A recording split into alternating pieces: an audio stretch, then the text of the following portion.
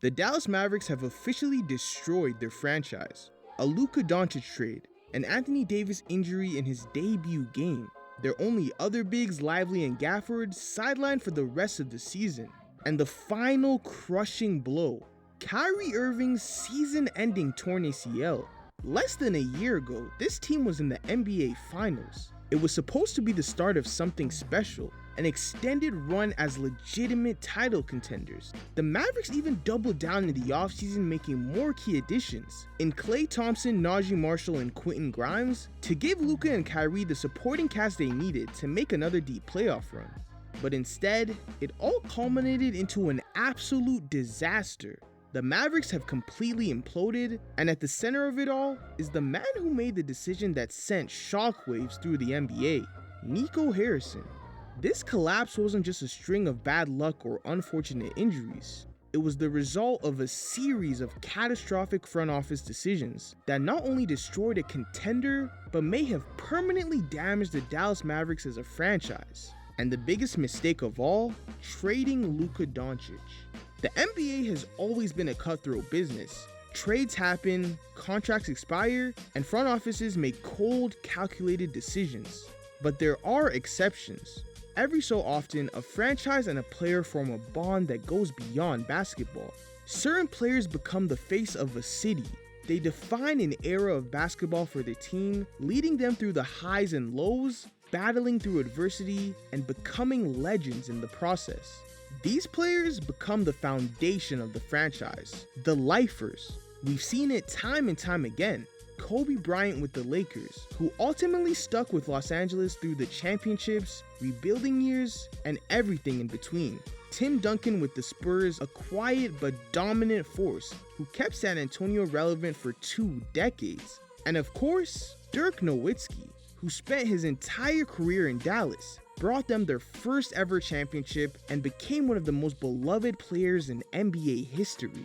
And for the past 7 years, it looked like the Mavericks were about to repeat history, because just as Dirk was riding off into the sunset, the Mavs drafted Luka Doncic, and they knew almost immediately that they found their next franchise legend.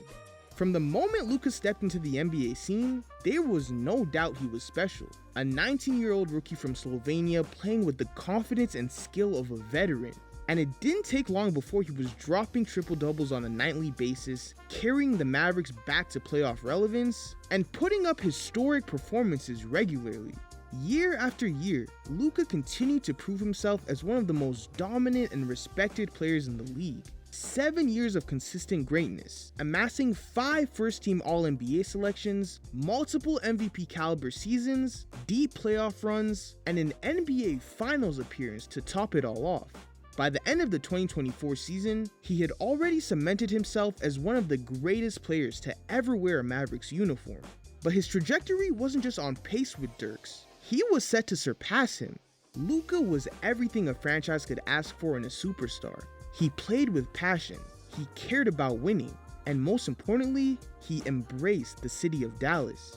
So how does a team go from having arguably the best player in the world, seemingly the driving force of a title contender for the next decade, to all of a sudden trading him on a whim? In today's NBA, a lot is said about players lacking a certain level of loyalty to their team. Fans love to call these stars selfish when they end up leaving for better situations elsewhere. But what happens when it's the front office that turns their back on the player? Well, the Dallas Mavericks would answer that question. Despite everything Luka had done for the franchise, reports started coming out about supposed concerns within the organization. Suddenly, the Mavericks were questioning his conditioning, stories started circulating about the team being frustrated with Luka's weight and work ethic.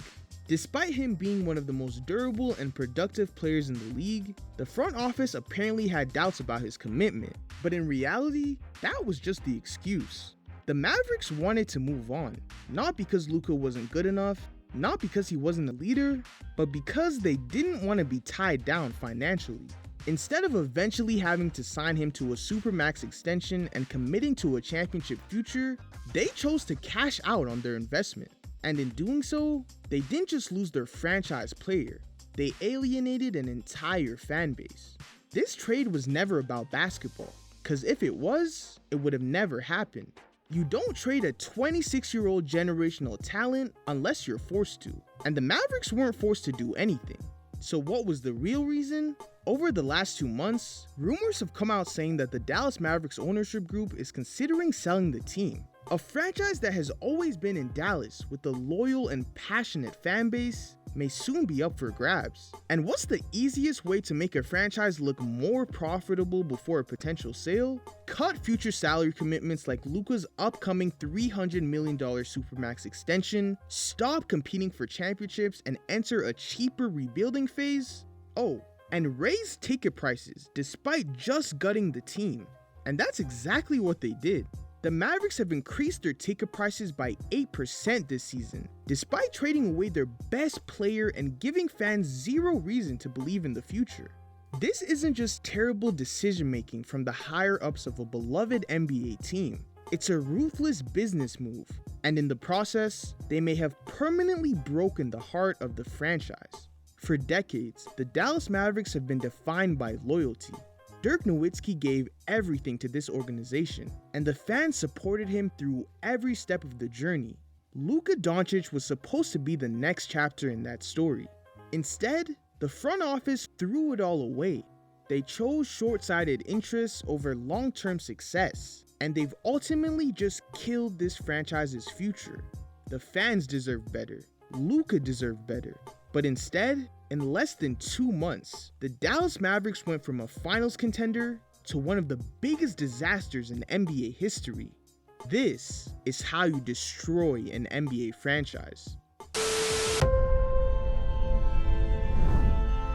When your city and fans are behind you, anything is possible. Nowitzki against Wade. Doncic spin. Off balance.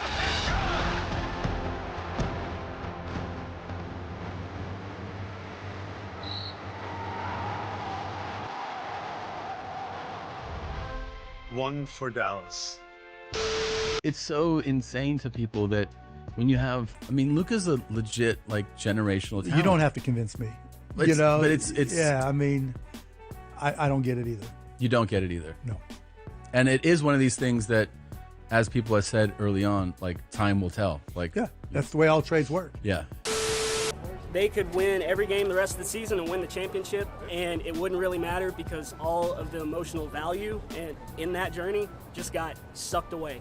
What's inscribed on that statue over there, Dirk statue, says loyalty never fades away, and apparently that's only a one-way street. That only matters for the players because loyalty definitely faded away from the organization. They didn't hold up their end of the bargain. He was loyal and they weren't. So I guess that inscription doesn't really mean anything. Hey, look. Subscribe right now, or I'm gonna smack the fuck at you. No, all right? Damn. What? You what?